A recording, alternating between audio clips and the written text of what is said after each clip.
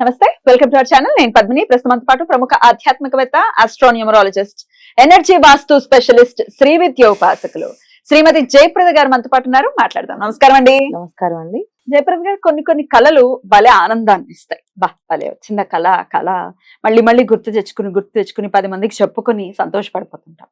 కొన్ని కళలు భయానకంగా ఉంటాయి. అందులో చనిపోయే వాళ్ళు కల్లో కనపడటం, కావాల్సిన వాళ్ళు చనిపోయినట్టు కల్లో కనపడటం, పాములు కనపడటం, ఆబ్వియస్ గా దయ్యాలు కనబడుతూ ఉన్నాయి, ఇట్లాంటివేవో కనబడుతున్నాయి, లేకపోతే ఫైర్ కనబడటం, బ్లడ్ కనబడటం, ఇట్లాంటివన్నీ జరుగుతుంటాయి. ఇవి భయానక ఖచ్చితంగా. కళ అంటే అసలు ఎట్లా సిగ్నిఫికెన్స్ ఏంటండి? ఏ కళకి ఎలాంటి సిగ్నిఫికెన్స్ ఉంటుంది అనేది తెలుసుకోవాలనుకుంటా. చెడు కళలు వస్తే వాటి అర్థం ఏంటి? వాటి నుంచి బయటపడాలంటే ఏం చేయాలి? తప్పకుండా. అంటే కళలు అనేది ఒకప్పుడు కళలు అంటే బాగా అర్థమయ్యిందన్న. ఇవాళ కళలు అంటే టీవీలు చూస్తూ, ఫోన్లు చూస్తూ, దాంట్లో హారర్ షోస్ చూస్తూ మనం అలా నిద్రపోతే అవే కళ్ళలోకి వస్తాయి. సో అవి దాన్ని మనం భయం కింద భావించి అది కళ కింద భావించలేము. కళ అంటే పూర్వం ఎలా కళలు వచ్చామంటే, పూర్వము మనము ఏ విషయమైనా ఒక పని, ఒక ఉద్యోగం చేస్తాం అనుకోండి. ఉద్యోగం నుంచి వచ్చిన తర్వాత ఆ బ్యాగ్ అక్కడ పడేసి కాస్త స్నానం అది చేసుకొని కాస్త ఇంట్లో మళ్ళీ ఆ పని ఈ పని అన్ని తేల్చుకొని పొద్దున్న ఆఫీస్కి వెళ్ళడానికి బట్టలు గిట్టలు సర్దుకొని అలా ఉండి అలా పడుకుంటే ఆ కళ్ళు వచ్చాయి అనుకోండి, అది మనకి చెడు కళ్ళు వస్తే చెడు సంఘటన జరుగుతుందని, మంచి కళ్ళు వస్తే మంచి సంఘటన జరుగుతుందని మన పెద్దవాళ్ళు చెప్పారు. ఇది స్వప్న శాస్త్రంలో కూడా ఉంది. ఒక పుస్తకం, స్వప్న శాస్త్రం పుస్తకం ఉంది. ఆ పుస్తకంలో ఇది స్వప్నాలు ఎన్ని వేలు ఉన్నాయి అనేది ఆ పుస్తకంలో చూస్తే అర్థమవుతుంది. అమ్మో ఇన్ని స్వప్నాలు వస్తాయని. ఒక్కొక్క స్వప్నానికి ఒక్కొక్క అర్థం ఉంది దాంట్లో. అలాగే చాలా మందికి పాములు బాగా కళ్ళలోకి వస్తాయి. అవి తెల్ల పాములు, నల్ల పాములు, కొన్ని పరిగెత్తినట్టు, కొన్ని వెళ్ళిపోతున్నట్టు, కొన్ని కాటేసినట్టు ఎప్పుడు రాకూడదు. అది చాలా అంటే వాళ్ళకి జీవితంలో ఒక చెడు ఇన్సిడెంట్ జరగడానికి సిద్ధంగా ఉంది. వెంబడించినా సరే రాకూడదు. వెంబడిస్ అంటే చెడు సంగతి పక్కనే ఉంది, ట్రావెల్ చేస్తుంది. అది ఏ క్షణాన్ని పేలుతుంది అని అవకాశం. అంటే ఒక బాంబును పెట్టుకుంటే ఆ బాంబు ఏ క్షణాన్ని టైం అయిపోకుండా టప్పని పేలుతుంది. టైం బాంబు ఇలాంటి సంఘటన. సరే, ఈ ప్రశ్న నాకు అడగడం నాకు ఇబ్బంది, కానీ అడుగుతున్నాను. దాన్ని ఏదైనా హింసించడం, దాన్ని కొట్టి, దాన్ని ఏదైనా చేసే పరిస్థితి ఉంటే అది అట్లాంటి కళ వస్తే ఎట్లా? అలా రాకూడదు అన్న. అస్సలు వస్తే అది చాలా నాశనం. ఎటువంటి డేంజర్స్ అంటే అది మొత్తం మన ఫ్యామిలీలో ఎక్కడో మొత్తానికి పిల్లలు లేకుండా చాలా మంది బాధపడతారు చూడండి. అలాంటి ఇబ్బందులు ఉంటే ఆ దోషాల వల్ల తెలుస్తుంది, ఖచ్చితంగా తెలుస్తుంది ఈ బాధ మీకు ఉంది అనేసి. మీరు ఆల్రెడీ ఇలా చేశారు అనేది చెప్తుందా కళ? చెప్తుంది. అంటే పూజలు బాగా చేసి మేమన్నీ చేస్తాం, మాకు ఇంకా పిల్లలు పుట్టలేదు, కలగలేదు, లేకపోతే వివాహం అవ్వట్లేదు, ఎందుకు అవ్వట్లేదు అని మా అమ్మవారి దగ్గర మొరబెట్టుకున్నాం అనుకోండి, నిజంగా మీ పూజకి ఆవిడ కలిగిందంటే ఆవిడ స్వప్నంలో చెప్పేస్తుంది ఎందుకు జరిగిందో. నివృత్తి చేసుకోవాలి ఖచ్చితంగా. అది మనకి అంటే సంకేతాలు ఏంటంటే చేసుకోవడానికి, భయపడడానికి కాదు, అమ్మో రావద్దని కాదు, పడుకుంటే ఖచ్చితంగా వస్తాయి అండి. సో బాగా గుర్తున్నాయి ఈ విషయాలు, మనకు గుర్తున్నాయి అంటే అది సంకేతాలు. అంటే మనకి ఖచ్చితంగా చేయమని ఆవిడ సందేశం, మీరు ఇది చెయ్యండి. కొంతమందికి గుడికి వెళ్ళి ఒక అమ్మవారిని చూసినట్టు కనిపిస్తుంది. ఆ గుడి ఎక్కడ ఉందో తెలియదు వాళ్ళకి, అమ్మవారు ఎవరో తెలియదు, కానీ అమ్మవారు కనిపిస్తుంది, ఆ గుడి కనిపిస్తుంటుంది. సో వెళ్ళాలి ఆ గుడికి, ఆ గుడి ఎక్కడ ఉందో, అసలు ఏంటి ఆ గుడి, ఇందుకే ఆ గుడి ఏంటి అని చెప్పి. సో వీళ్ళు ఎప్పుడో పూర్వం ఆ గుడికి మొక్కు ఉంది, చెప్పటం ఆ ముక్కు ఉంది, మీరు తీర్చుకోలేదు, అది తీర్చుకుంటే మీ పనులు అవుతాయి. సో ఆ గుడి ఎక్కడ ఉంది అని వాళ్ళ పెద్దవాళ్ళని అడిగితే ఈ గుడి అని చెప్పేసి. ఎందుకు స్వప్నంలో వచ్చే గుళ్ళు కొంతమందికి అసలు గుర్తుకొని ఉండవు, జనరల్ గా కొంతమందికి వస్తాయి. కానీ అమ్మవారి గుడి వచ్చింది గుర్తులేదు, ఏదో ఒక అమ్మవారి టెంపుల్కి వెళ్ళి దండం పెట్టుకొని, అమ్మ నాకు ఆ రూపంలో వచ్చింది అమ్మవారు, ఆవిడెవరో ఎక్కడో తెలియదు, నువ్వు దారి చూపించమ్మా అంటే ఈవిడ దారి చూపించే అవకాశం ఉంది, లేకపోతే ఆ అనుగ్రహం ఈవిడ దగ్గర నుంచి నివృత్తి అయ్యే అవకాశం ఉంటుంది. అంతేగాని ఆ అమ్మవారు కనబడలేదని ఇంకా వదిలేయకూడదు. ఏదో ఒక అమ్మవారి గుడికి వెళ్ళి నమస్కారం చేసి ప్రదక్షిణాలు చేసి కాస్త దారి చూపించమ్మా, ఎందుకు వచ్చింది ఇక్కడ, ఎందుకు అలా వచ్చిందో అని చెప్పేసి. కొంతమందికి బాగా పుష్పాలు, తర్వాత పాలు ఇలాంటివి కళ్ళలోకి వస్తుంటాయి, అవి మంచివే. చాలా మంది అంటే అలా వస్తే మంచిది కాదు అంటారు. పుష్పాలు వస్తే మంచిది కాదంటే మంచివి కళ్ళలోకి వస్తే అది మనకి చెడు జరుగుతుంది, చెడు కళ్ళలోకి వస్తే మంచి జరగడానికి అని చెప్పే పెద్దవాళ్ళు కొన్ని ఉన్నాయి, కానీ ఇవి కాదు. కరెక్ట్. ఒరిజినల్ ఏంటంటే ఏది మనకి వస్తుందంటే భగవంతుని అనుగ్రహం ఎలా ఉంటుందని కలిగేసేది కళ్ళ స్వప్నంలో. పుష్పాలు వచ్చాయంటే మనకి అమ్మవారి అనుగ్రహం కలుగుతుంది అని అర్థం. పాలు ఇవి పట్టుకొని వచ్చామంటే అమ్మవారి అనుగ్రహం కలుగుతుంది అనేసి. ఎప్పుడైనా సరే మనకు రాని కళ ఏంటంటే దిగంబరంగా మనం కనబడకూడదు. బట్టలు లేకుండా, దిగంబరంగా అర్థం కాకపోవచ్చు, బట్టలు లేకుండా ఎవరు కనపడకూడదు, వాళ్ళు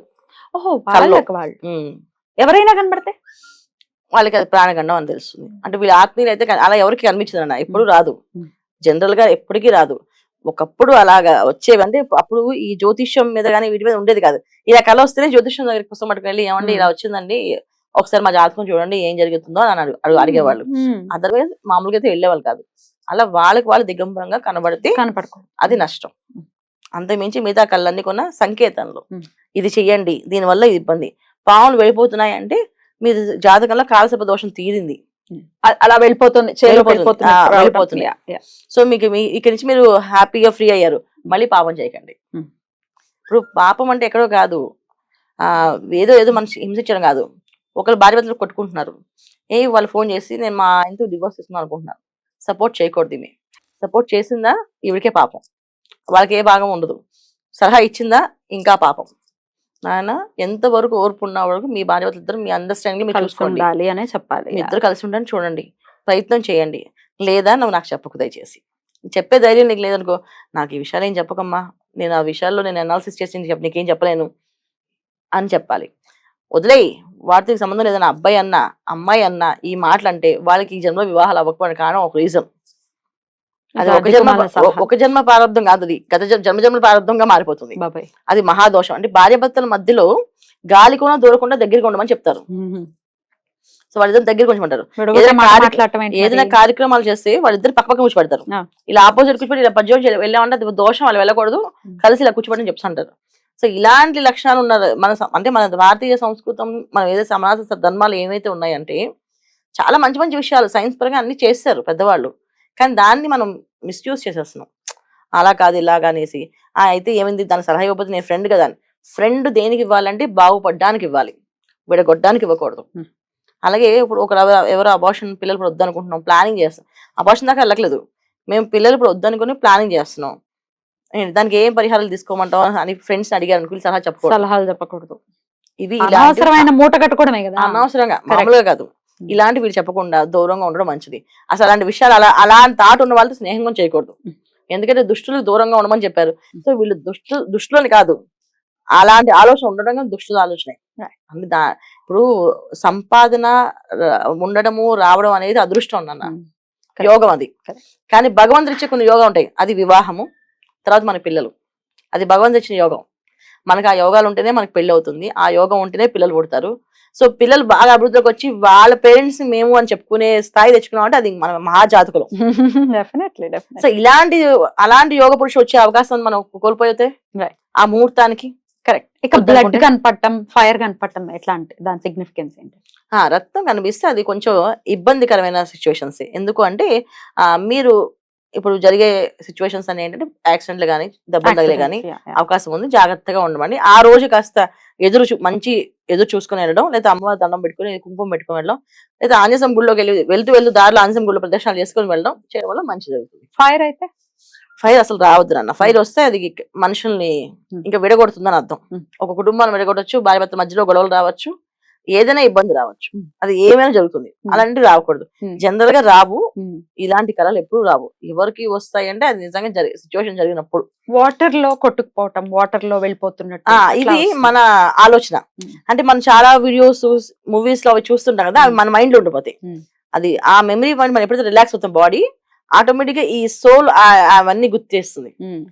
అవి కళ్ళ కింద లెక్క రాదు. వాటర్ చాలా మంది పైనుంచి కింద పడిపోయిన మెలకు వచ్చేస్తారు సడన్ గా, నేను పడిపోయిన వాళ్ళ మంచం మీద ఉంటారు కానీ వాళ్ళకి అలా వస్తుంది. అవన్నీ ఏంటంటే వాళ్ళ ఊహ, అంటే వాళ్ళు చాలా ఎమోషన్ పర్సన్స్ వాళ్ళు. బట్ వాటర్ మరి సముద్రం రావటం లేకపోతే అలల్లో కొట్టుకుపోవడం ఇట్లాంటివి కూడా వస్తుంది. అది ఎమోషన్. అంటే వీళ్ళు బాగా ఎమోషన్ పర్సన్, వీళ్ళు బాగా మెడిటేషన్ చేయాలి.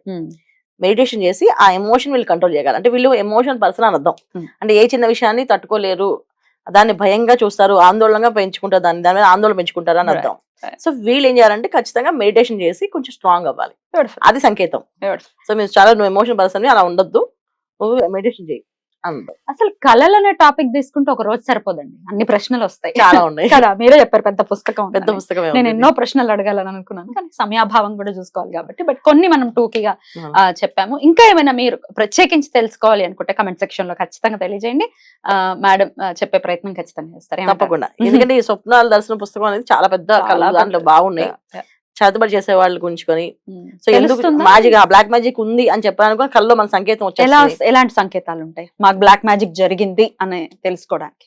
ఖచ్చితంగా నల్లల రూపంలో ఉన్న మనుషులు, లేకపోతే వీళ్ళకి ఏదైనా పూసినట్టు కళ, లేదా చూసినట్టంటే అంటే నల్లట్రంగా ఏం పూసారో తెలియదు అనమాట. ఉమ్. తెలియకుండా అది ఏదో రాస్తున్నారు కానీ అది వీళ్ళు సెన్స్ చేయలేరు. Right. ఏదైతే కళ గుర్తుండదో అది బ్లాక్ మ్యాజిక్ వల్ల. ఉమ్.